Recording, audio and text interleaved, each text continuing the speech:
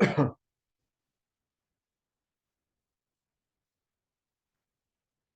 evening, everyone, and welcome to Ethical Bird Photography with Mark Peck. My name is Olivia Carvalho, and I'm the Urban Outreach and Events Coordinator for Birds Canada.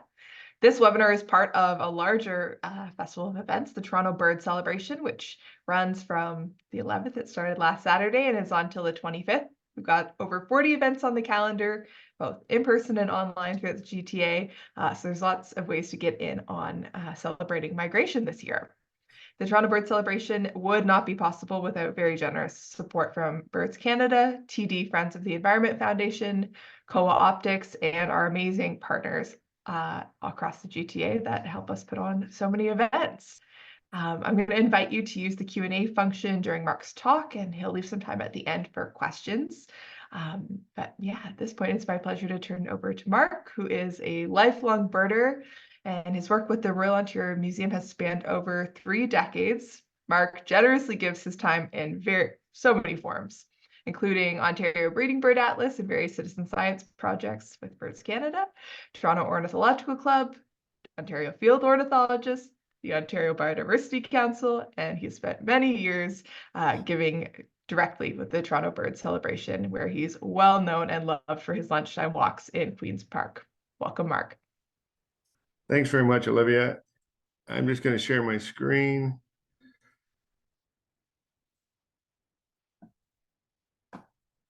All right. Hopefully, all right. Okay. So this is a talk that grew out of some work I was doing with the Royal Ontario Museum in the Wildlife Photographer of the Year show that we present every year and have for the last 10 years.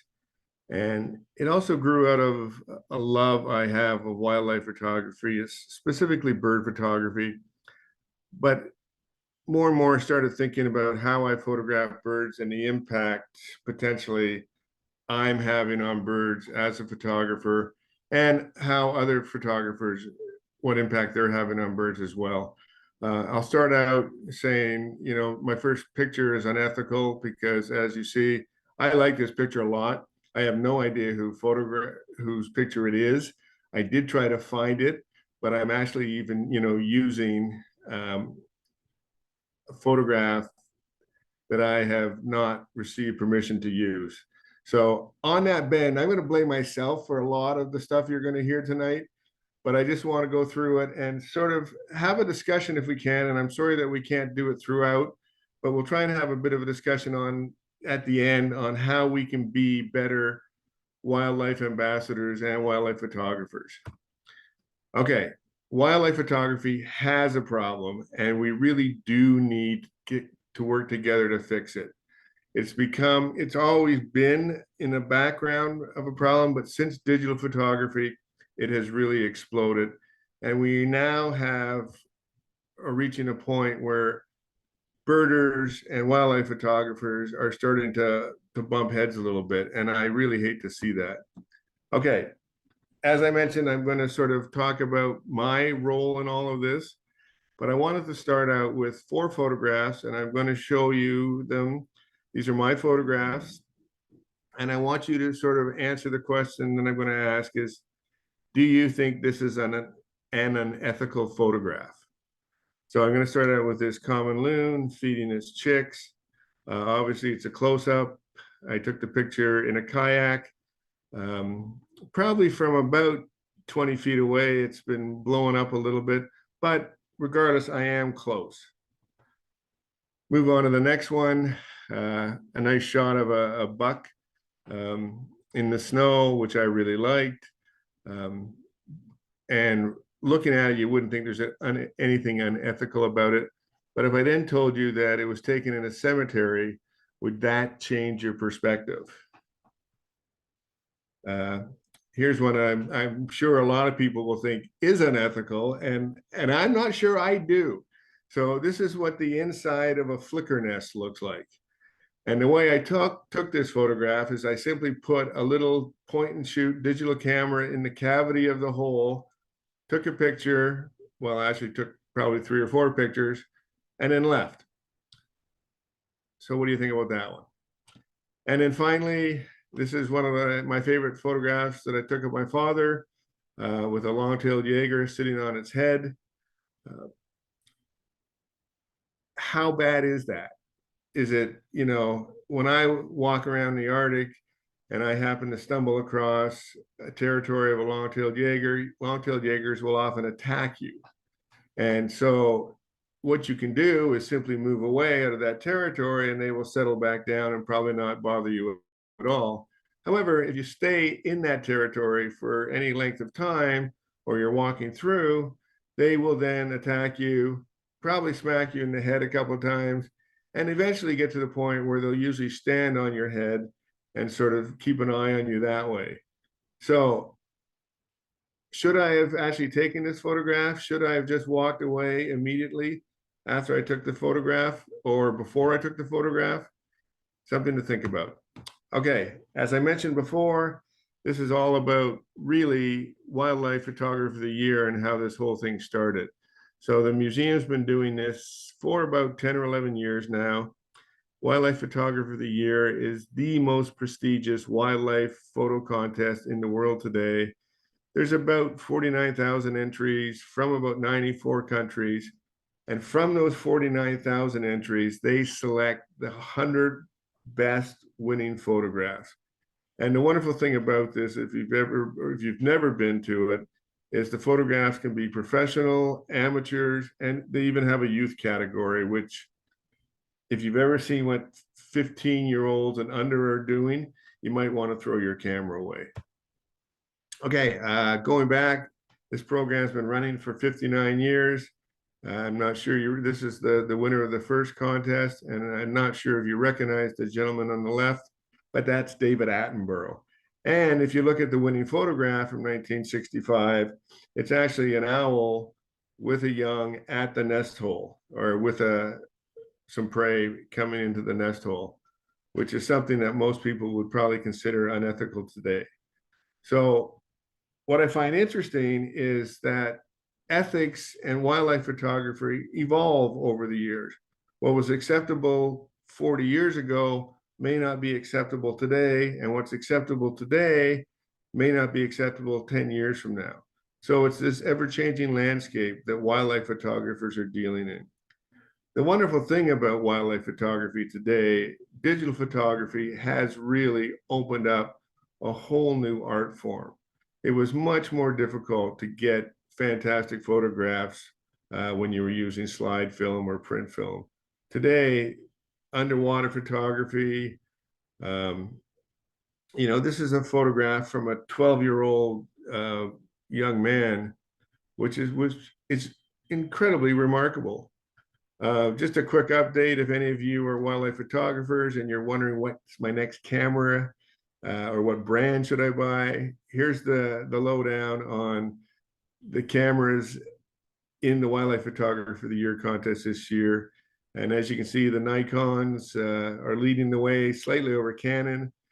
The one I find most interesting is 22 of the images in this year's photo contest are actually taken from drones. All right, lenses, same sort of thing. I tend to think of when I'm doing wildlife photography, I need a big telephoto lens. And you watch people walking around with 600 millimeters or 500 millimeters. But interestingly, in the show, only 13 of the photographs, the winning photographs, are 400 millimeter lenses or greater.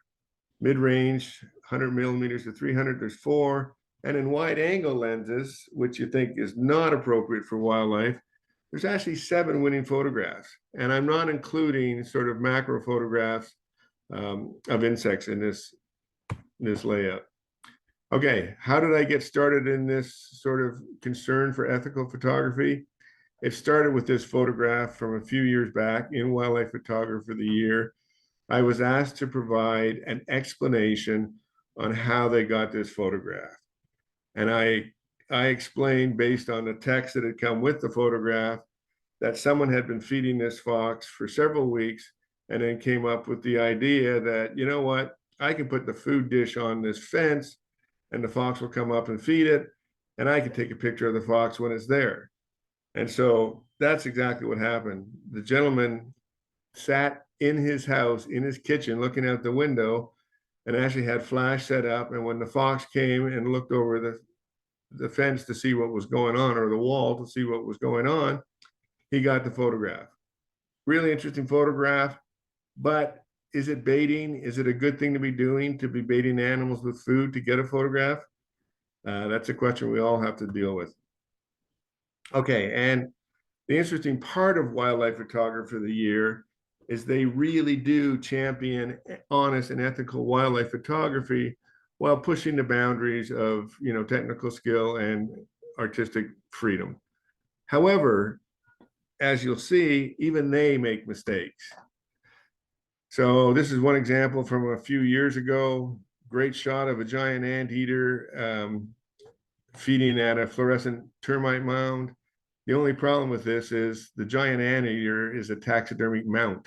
So it's not actually a real live anteater. So that one was disqualified after it had already been accepted as a winner. This is one of the earliest ones. This one is of a wolf jumping over a fence. And it's a remarkable photograph, especially considering it was like 15 or 20 years ago. Spectacular photograph, really. How do you ever plan to get something like this or be in the right place at the right time? Well, the answer in this case was very simple. You rent a wolf, you set up your flash units and your camera at the fence, and then the wolf has been trained to jump over the fence, and you keep taking the photographs until you get the one you want. Obviously, very unethically done. And today, you can get even more carried away if you want. You want the moon in there? Easy to do. You want a few more wolves in there? You can do that too. So digital photography is really easy with the software, the post-production software that's available. You can do a lot of magic with your photographs. So you have to think about and try to be honest about what you are doing. Same sort of thing here. All my life, I've wanted to photograph snow monkeys or Japanese macaques in the hot water baths until I actually saw what it looks like at times when you're trying to photograph these. To me, I'm not sure that's wildlife photography anymore. And, I don't know how to sort of rationalize that photograph, but the photograph before is remarkable. Same thing here. You can go on wildlife ecotourism trips now. And to me, that is a terrifying photograph of a wild tiger, walking between cars and having to move out of the way because people are just sitting there trying to get a photograph. Most of them are using point and shoot cameras or their phones to get the photographs. And this is what's happened. So up until 2003, photography was essentially slide or print film. And there weren't a lot of people seriously invested in wildlife photography. There were some, but not a huge number. And then all of a sudden, digital photography came in. And as you can see, camera production exploded, not only because people were switching over from original single lens reflex cameras to digital format, but also the popularity was gaining so much with digital photography and the accessibility and the quality of photographs that were available. So the market completely changed, and wildlife photography became a very, very popular hobby very, very quickly. And it got to the point that in 2017, there were challenges in the naturalist community. And a lot of it had to do with photographers trying to get the best photographs they could and sort of interfering with birders who were trying to, some would say, stay a respectful distance away. And it's always that big challenge. And there was a bit of a loss of respect across the board, not just photographers. I think birders were guilty of it, photographers were guilty of it, and they sort of forgot why they were doing this in the first place. Or I hope they forgot why they were doing it in the first place. It's I've always photographed because I love birds. Maybe photographers love the challenge of photographing birds that are more interested in the photography than they are about the welfare of the birds. Okay, a couple of years ago, you may have heard about photographers flocking to Toronto Downsview to get shots of owls. And, it went both ways. Blog TO was sort of promoting this as this wonderful experience. And then you could go on to Facebook and people were harassing this owl to the point where the owl actually was unable to feed and was brought in and I think eventually died. And people were very upfront about what they thought about the photographers going out day to day chasing this owl. Same thing happened here a couple of years ago. Coyotes, third coyote's been killed following 7 attacks in humans in Burlington. I'm not sure if this was all wildlife photographers to blame, but I know that wildlife photographers will feed animals in order to get a better shot. And if you're feeding animals or baiting animals to get a better photograph, and then that animal does something that it shouldn't be doing as a result, you're partly responsible. And I don't think you can deny that. Okay, even this year, 8th January 2024, there was a short-eared owls showed up in a field in Middlesex County near London. And it got to the point that the road was so busy with people and not just wildlife photographers, but a lot of bird photographers and a lot of birders were going to see these owls. They would go at dusk. That the homeowners and the landowners in the area said, if you don't stop this and start abiding by our rules, which was only Thursday to Saturday between 3 o'clock and dark, park on the right side of the road, stay in your vehicles, do not block driveways, we will actually till the field that the owls are on and force them to move. Pretty severe, no matter how you look at it. But you can't completely blame the landowners for this. They were frustrated. They were being disrespected. The land was not being, people were not being respectful of private property. So you can see why this started. And bravo to not only, or bravo to the Ontario Field Ornithologist Ambassador Program for actually looking for a solution and working this out so that people could actually enjoy the owls without pissing off everyone in the neighborhood. Okay. Ethical questions regarding nature photography has been going for a long time. You can go back to 1992 and they talk about impact that we're having on nature by photographing. And it was a different world back then. If you were photographing birds back in the 1990s, you were probably photographing birds at their nest. And the reason for doing that was pretty simple. Slide film was very slow and not great for light. So in order to photograph a bird, you had to keep that bird fairly stationary. In order to do that, the best place to do that was actually at the nest where birds would stand still and you could get a picture of it. So that became a problem for bird photography. But it was rampant throughout the industry.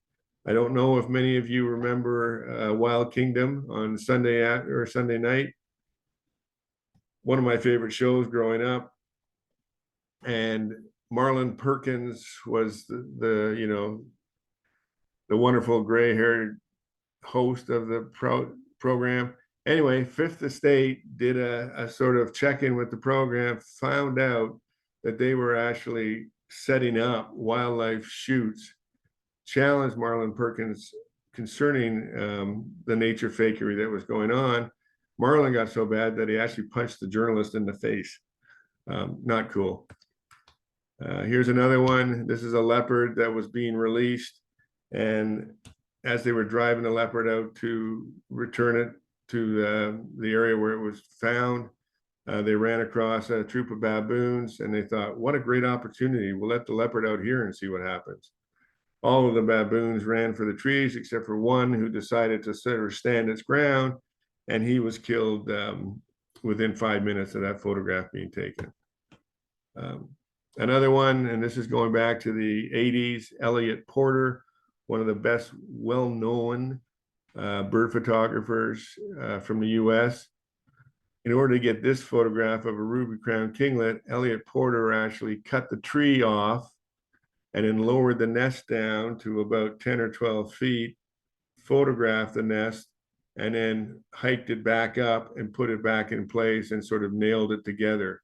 Unfortunately, during this whole process, the nest fell over, the young fell out, one of the young died, but apparently he was able to put this back and 3 of the young fled successfully. You're going a long way when you have to cut a tree down in order to photograph a bird nest, and maybe that's just too far. But this was, you know, a reputable photographer, and the book was published and did very well explaining how to do bird photography. Another one here, this is the well-known Peterson Field Guides. This is the nest and eggs of Eastern North American birds. And as you can see here, same sort of scenario. In order to get the burrowing owl egg photographs, you actually had to dig out the burrow of the owl to get it. There's a very good chance that by doing so, that owl was going to desert. And if you look at the bottom in the writing, they did this with several nests in order to figure out nest content.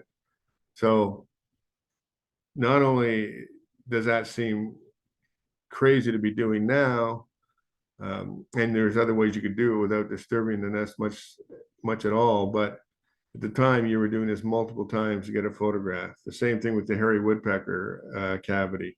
You know, simply cut the tree off just above the nest cavity itself, and then you can photograph the egg. Remarkable to think that people were doing that and that that was accepted, but, you know, published in a very reputable field guide. More recently, 2005, people have been baiting owls, especially great gray owls, not only to ban them, but also for wildlife photography. And sadly, in 2005, when we had the big eruption of great gray owls into southern Ontario, over 600 great gray owls were found dead along roadsides. Most of the owls that were reported to the Ministry of Natural Resources died of road or as a result of roadkill. And I can't help but think how many of these owls might have been impacted by people baiting, trying to get great wildlife photographs like this one. And I do think this is a wonderful wildlife photograph. However, it's been taken down from Nat Geo and is no longer available on their website. And this is the sort of thing that happens. You know, it's easy to bait owls, and most people tend to do it along the roadside. This is not normal behavior for a great gray owl. Great gray owls should not, you know, it's very difficult to photograph one with a wide angle lens like this gentleman seems to be doing. And I can't help think, how is that happening and what kind of baiting was involved? Same thing here. You know, a woman went out to try and photograph the great gray, and the owl landed right on her camera lens. That's not normal behavior. Somewhere along the line, that owl's been baited or, you know, is very, very used to people. Same thing here. Did you know that you can actually go on owl wildlife photography safaris? It'll cost you somewhere in the neighborhood of $3,000 to $5,000 US for sort of a 5-day adventure. And the same sort of thing, this is not normal owl behavior. And you could argue that this is far from the road, and that, you know, this owl is not going to get hit by a car, but you don't know that.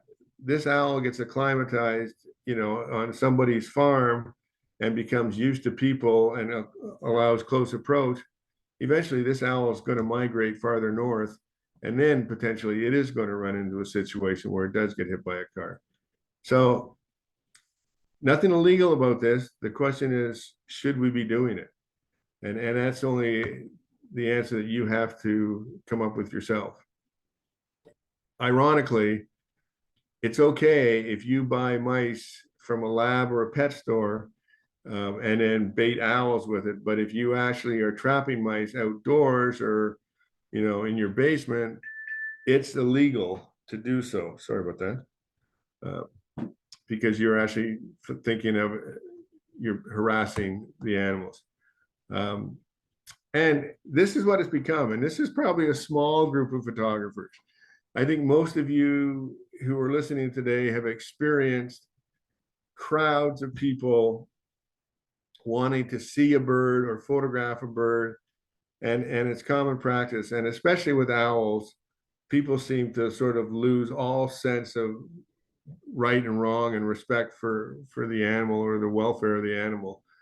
But it happens with birders too. So, we can blame wildlife photographers for all the disturbance. This is a crowd of birders that went to Darlington Park to see the willow ptarmigan the first time it showed up several years ago. And they're all being very respectful, but that kind of number of people is still creating stress on the environment and on those birds. Even this is gentlemen using playback to attract birds. This probably goes back about 10 or 12 years ago. And the ironic thing about this is the president of the American Birding Association and the vice president of the American Birding Association.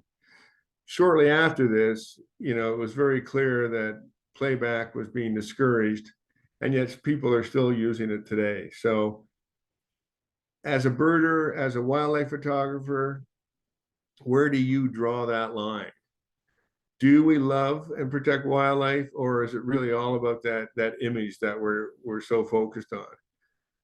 Are there any rules? Well, the truth is there are rules, and Ontario Field Ornithologist does a great job. If you've ever looked up their code of ethics, it's all really about respect. And it's about respect for the birds.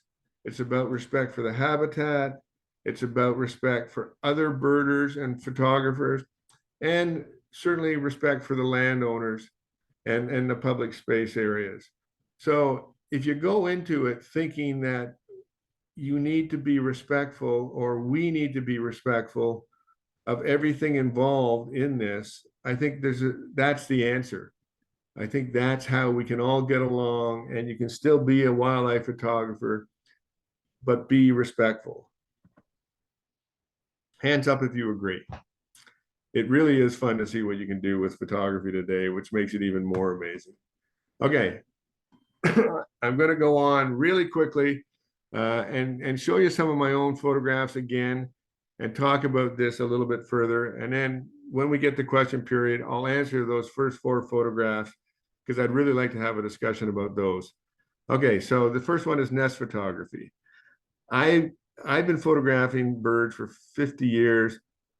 Up until 2005, the only way to really photograph birds was at the nest or near the nest. And I love breeding birds. And so I still love finding nests and understanding how birds breed, and probably get closer to nests than I should at times. But I do take the opportunity to photograph birds at nests, but I do try to be careful. Back in the 80s and 90s, I worked with a number of wildlife photographers, and we actually were so involved in nest photography and bird photography that we had our own custom-made scaffolding made that could go 50 feet up into the air to be able to photograph shots like this.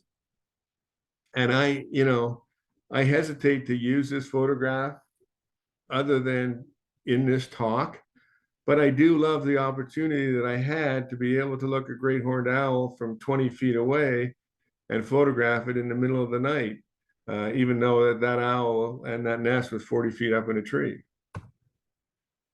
We're back to the Jaegers problem that I seem to have. I seem to have this obsession that I want to photograph everyone I can, and when I'm in the Arctic with a Jaeger attacking them. This is my daughter. So you saw the photograph of my father. This is now a photograph of my daughter. This is a different Jaeger. This is a parasitic Jaeger. But it was the same thing. We were out for a walk in the Arctic. We came across, we walked into the territory of the Jaeger, and the bird immediately came at us. And Georgia said, "We got to go, Dad." And I said, "Yeah, in just 1 second." Put on my tilly and let the bird come at you. Let me get one picture and then we'll go. And so that's what I did. Um, and that's not right, but I still can't help myself.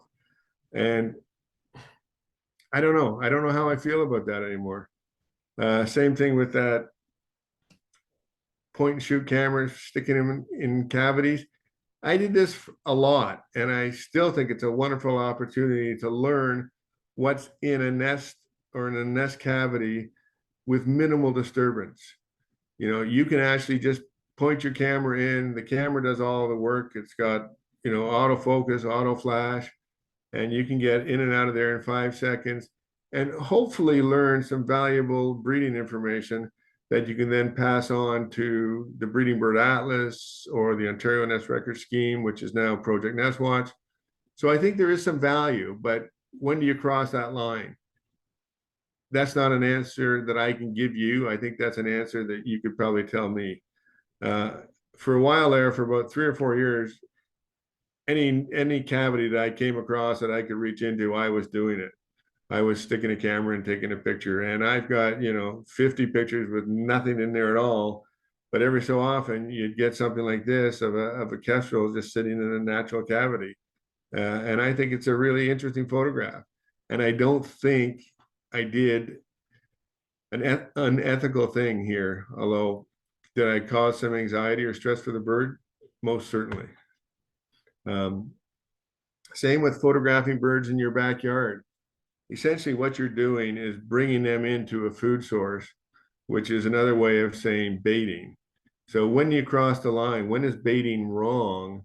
It's wrong to bait owls. It's wrong to bait birds of prey or move, but yet you can do it in your backyard and you can think you're being helpful.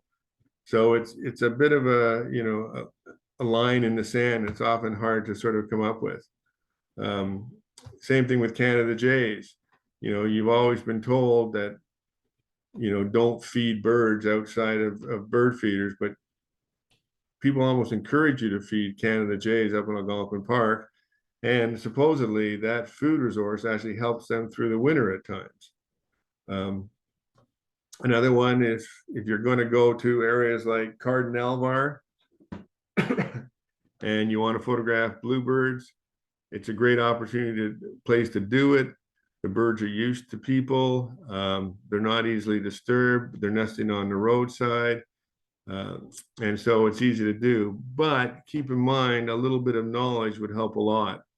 And one of that pieces of information you should be aware of is there are more sensitive times than others, especially when birds are building a nest like this bird was. It's probably better to stay away and give the birds a little bit of time to at least get to the incubation stage. The other thing I want to point out, if you look behind this bluebird, you can see a lovely lichen covered stick that's been zip tied to the fence. And in case you're wondering why that is, the reason people do that is so that they can get a pretty picture of the bluebird on a nice lichen covered branch rather than on the fence. And as strange as that may seem, or maybe that makes perfect sense to you, there's actually camera clubs and competitions where if you're showing wildlife, you're not allowed to show the hand of man. So the fence would be considered the hand of man, whereas the lichen covered stick would be considered a natural sort of branch. So it's okay to show that one. As we've talked about before, playback can be a very difficult and thing to sort of deal with. It's great to get birds by pitching or using vocalizations to draw them closer. But I think there's a time and a place, and I don't think crowded areas or national parks or provincial parks is ever the time or place to actually use playback to try and draw birds closer to you. I think you could probably make an argument, limited use if you were out in an area isolated and away from other people. maybe you do it for 5 minutes, but after that, you really are starting to disturb the bird. One recommendation I would have is using blinds. And blinds work incredibly well. There's less stress, although I think the birds know that something's up, but they do get more comfortable. The photograph on the right of the red knots, I actually dug a hole. I had some people help me dig a hole into the beach, and I crawled into the hole with a cardboard box over my head and was able to get photographs sort of eye level with the red knot by sitting in that hole for about 5 hours. I was almost sort of crawling out of the hole. My legs had stopped working for about 15 minutes afterwards, but I got some interesting shots and I caused very little disturbance. Another thing, you want to be honest about your photography. I've always dreamed of photographing wolves. I've only seen about 2 or 3 wild wolves, so I knew that possibility was going to be very slim or none. However, I did get a shot, which I consider to be a pretty good wolf shot, but I did it not dishonestly, but at a wolf wildlife center when I went out for you could essentially go out and walk with the wolves each morning. And so my daughter was working at this center, and for a present, she took me out and we went on a wolf walk.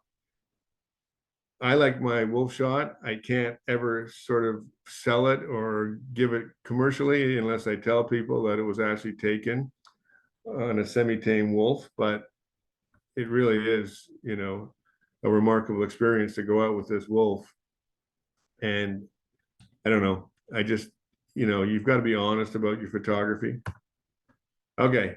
However, something closely related, there's a place down in Orlando, Florida called Gatorland, and Gatorland's famous for having alligators, obviously.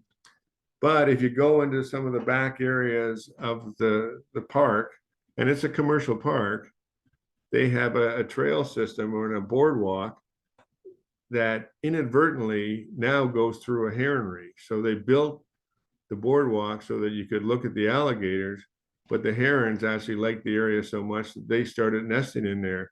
So there's some wonderful photo opportunities. The question I have to you is it ethical to photograph those birds? And then sort of, and they are wild birds. So where do you draw that line? If someone asked you, how did you get that photograph? And the fact was, these are almost semi-wild birds at this point, but breeding in a commercial park. Okay, many of you have seen the American marten photographs. In the last 5 years, probably 10 years now, they've been on social media. And it's pretty easy to photograph them. You go to Algonquin Park, and they were in one particular spot. What people don't tell you when they're showing you the lovely American marten sitting on the side of a pine tree is that most of the American martens that you see in that area are actually finding food or being fed in and around the garbage cans. So there were several of them for many years that seemed to be living at the bottom of the garbage can with this abundant food resource, which worked out perfectly for wildlife photographers. How ethical is that? Here's the back end of the garbage can, and as you can see, people have been smearing peanut butter all over the pine trees. I'm presuming it's middle of winter, so you're either trying to get chickadees or you're trying to get American martens to come and feed on the peanut butter. I think someone crossed the line at this point. Same thing here. Here's a red fox. I went into Spruce Bog one time in the parking lot, and it's beautiful midwinter, and this beautiful red fox walks into the parking lot and sort of sits down in the middle of the parking lot. And there's probably 10 cars and people around. Clearly the fox had been baited and was being fed. I still took photographs of it. How do I feel about that? I really like the shot, but there's always a little bit of a guilt associated with it. And I never fed this fox, but sadly, I think a year and a half later, this fox was killed on the side of the road near Spruce Bog. Okay, what I do want to talk about is some of the ways that we can do better with our wildlife photography. There are millions, literally millions of photographs out there of birds now. And I don't know what people are doing with them, but what I really like the idea is we can actually help conservation initiatives by using our photographs to support initiatives. And Birds Canada is probably the best example I can give you. If you're looking for ways of, if you like to see your photographs, consider volunteering or donating them to programs like the Breeding Bird Atlas, like eBird, like Birds Canada and the Canadian Lakes Loon Survey and the Project Feeder Watch. Build a little bit of education with your photographs, and I think that'll go a long way. And I've been doing it for years because, initially I thought I could make money off of stock photography of birds. Well, the truth is that disappeared when the digital camera showed up. But I still get a big kick out of being able to donate some of my images to citizen science or community programs or organizations that are going to use them. I don't care if I get paid anymore. I just like the idea that my photographs are being out and being seen. So the other thing I think that's really important that we need to think about more and more is to start volunteering time for something you love. If you love birds, whether you're a birder or a wildlife photographer, try and get involved in some of these programs. It's very rewarding, both for the program itself and for you. And it's a wonderful opportunity to actually be able to do some photography. So this one is the piping plovers from, God, I guess it was like 2017 or something, the first successful nesting in Toronto. And I actually volunteered to be one of the piping plover volunteers and photograph as well as talk to people on the beach when they were approaching the nest site. And it worked out beautifully for me. I was able to meet some wonderful people. I helped with the banding of the young, but I also had the opportunity to get some great photographs. And this was nothing that, special privilege. This was just me sitting in a chair beside the roped off area of the piping plovers. And as the birds came by, I had an opportunity to photograph them just because I was there. So it was a win-win. There was minimal disturbance outside of, whatever disturbance the whole volunteer program was committing, which was nothing because these were very successful birds. And I got some great photographs. And then I donated those photographs back to Birds Canada and the piping plover program. And, I just feel great about the whole thing. So it worked out really well. All right, same thing here. We bought a cottage up north, a small little place. My only really important thing that I wanted to be on a lake where there were loons. I didn't care what the rest of the cottage looked like. I just wanted loons on my lake, and I was fortunate enough to be able to get one. And so I immediately fell in love with loons, and for the last 6 or 7 years now, I get up every summer morning at 5:30 or 6. I take the kayak out and just photograph loons. I now have a shocking number of loon photographs. I think I'm around 26,000 loon photographs, and I've gotten rid of the ones that I think are bad. So they may not all be perfect, but I've got a lot of loon photographs, and I don't think I'll stop right away. I still find it fascinating to be out with the loons in a respectful distance and sort of getting a better understanding. And at the same time, I'm actually a member of the Canadian Lakes Loon Survey, and I see Kathy is going to be giving a talk about this in another couple of days. So I hope you'll join her. It's a really rewarding experience to be able to go out, collect some data, provide that data to an organization that's then going to make useful conservation decisions and increase our knowledge about how we can help loons. So it's been wonderful for me. And there are times when you sort of wonder, okay, Mark, did you cross the line?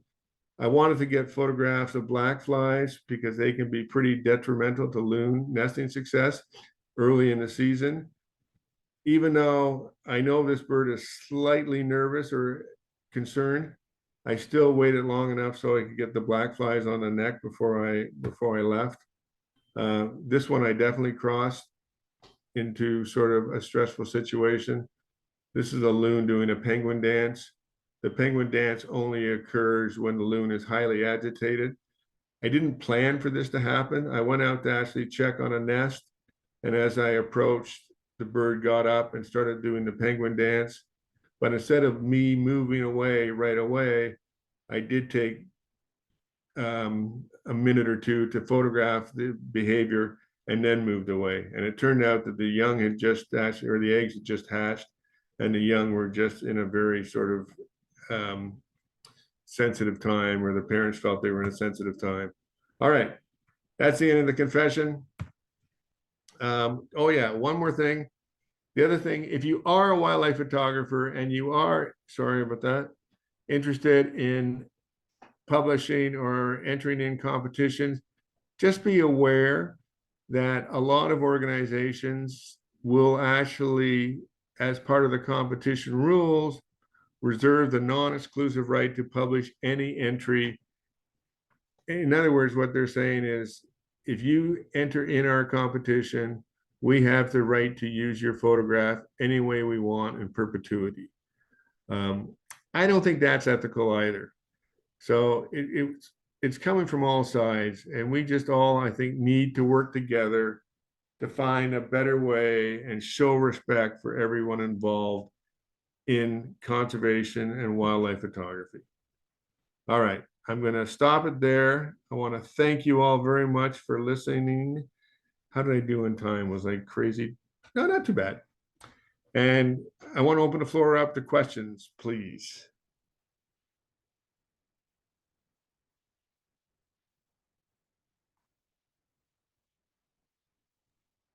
I think there's a couple in the chat already, Mark.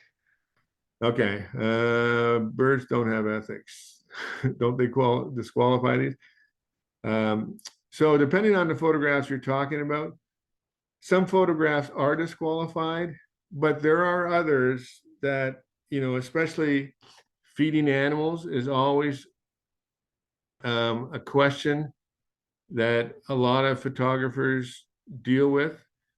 I don't think any of us have problems in feeding birds in your backyard. But when does it that we go too far and, we start baiting birds for photographs that are potentially dangerous? Okay, I got another one here. Kim Locke, is there any movement towards making these situations illegal when it stresses the animal? It's a good question, Kim, but I don't think there is at this point. So I think what we really need to do is we all need to work together and educate in a nice way, because I don't think, if we educate forcefully, that'll do a whole lot.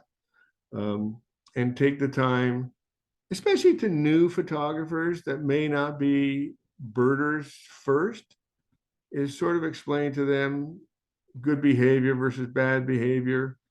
I think we also need to get people away from the idea that this is a competition all of the time. As much as I love eBird, I was talking to Olivia about this, I find eBird has brought out a competitive nature to people. And I think sometimes people lose sight of the opportunities and the responsibilities we have looking after wildlife. So yeah, it's true with photographers. It's true at times with birders. I'd like to just see more respect. And my suggestion to birders is you don't have to photograph every rare bird that comes into Ontario. In fact, photograph some of the more common material or species. Do it when there's not a crowd of 25 people around. And I think you'll have a more satisfying experience. I think you'll get better photographs, and I think you'll cause less disturbance with everyone else to wildlife. So I think we need to sort of rethink this whole competition. I've got to get the next photograph of the rare bird that shows up. Okay, Maria asked, do you think it's unethical to photograph birds or other wildlife when they don't have the opportunity to leave? e.g. birds in a rehab conservation center. Yeah, that's one of the reasons why I have a little bit of a problem with my Jaeger photographs. I walk into an area where I know I'm disturbing the bird and for no other reason, just that I want to get a photograph of a Jaeger with a family member. I'm willing to stay a little bit longer. And should I be doing that anymore? The same thing with, if you're banding birds. After you ban the birds, you've obviously created a lot of stress for those birds. Is it okay to do the sort of portraits of you with the bird, or you banding the bird, or that sort of question comes up a lot. I'm not sure I have an answer. I'm not sure how everyone else will deal with this. But it is something to think about. Some of the stuff I did, 40 years ago when I was using a single lens camera and film, not to be, purposefully causing greater stress on the birds at the nest site, but that's how, and it was accepted, that's how you photograph birds. And then as digital photography came forward and as film got faster, we quickly, and part of that was the publishing industry saying, we don't want photographs of birds at nests anymore. So that's what's happened now. And I think that's a good thing. Now, are we losing some information about breeding birds because of that? Maybe, but most of it's pretty well known at this point. Okay, Maria, thanks for all the info, by the way. Not a professional photographer here, just wanted to know more about the ethics of bird photography.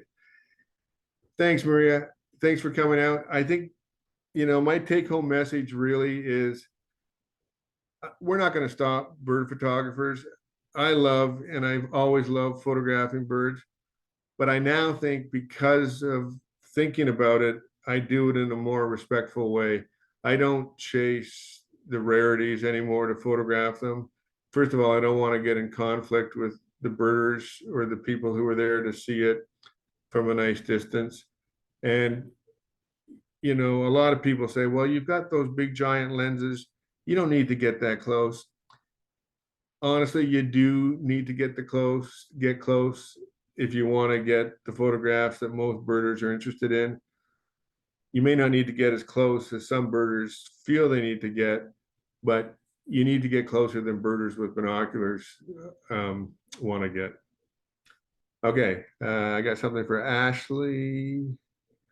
This isn't a question, but I'm actually happy that there were an active effort to make sure the location of the eagle nest in Toronto hasn't been made public. You know what, Ashley? I agree. And I think everybody did a really good job. And I think they really did a nice job on the side of, safety for the eagles. I did go out and see the eagle nest a couple of weekends ago. And from what I could see, the eagle did pick a pretty good spot to make sure it was, fairly safe from people. It's in a good site. TRCA has done a good job sort of getting people together.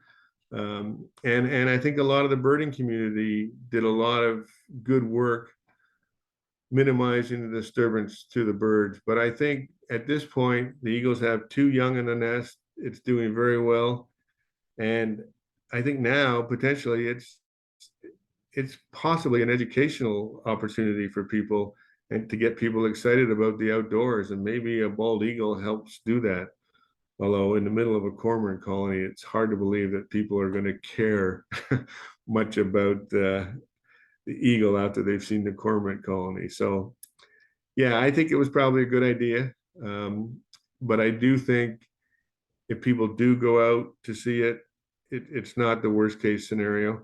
It's a nest that's in pretty good position to be successful. and hopefully we'll be successful. Mark, there's a couple in the Q&A here. First question is, I understand there's a birding code of ethics. Is there a similar code for nature photographers, and how do they differ if they do, if there is? I think I put the birding code of ethics and nature photographer ethics pretty much the same. I think the birding code of ethics translates well to nature photography. First and foremost, the welfare of the bird comes first, but also not only the welfare of the bird, but also, if you're photographing birds or wildlife, you're also going to be impacting potential plants as you're walking into areas. And so I think you have to have some knowledge about the wildlife that you're photographing, first and foremost, to realize when you're creating behavior that's stressful or when you've gone too far, and be willing to walk away and not try and get that perfect photograph. No photographer is ever going to feel like they have the perfect photograph. As I said, I've got 25,000 images of common loon, and I still love taking pictures of common loon. So, and I think I have some good ones, but I don't think I have the perfect one. And as long as I feel like I'm respectful, and the young are being well looked after by the parents. So that first photograph I showed, even though it looks like I'm very close to those loons, that loon feeding the young loons is very comfortable. It's actually going about its business, probably keeping an eye on me, but doesn't feel threatened by me, and is not trying to move the young away. It's actually feeding the young. So I think that's a behavior that indicates I'm not stressing that loon too much. So it's something you have to be thinking about all the time, though. And I think you have to do it as a birder too. You have to be willing to say, you know what, we don't need to comb this place or break branches to be able to get a better look at this.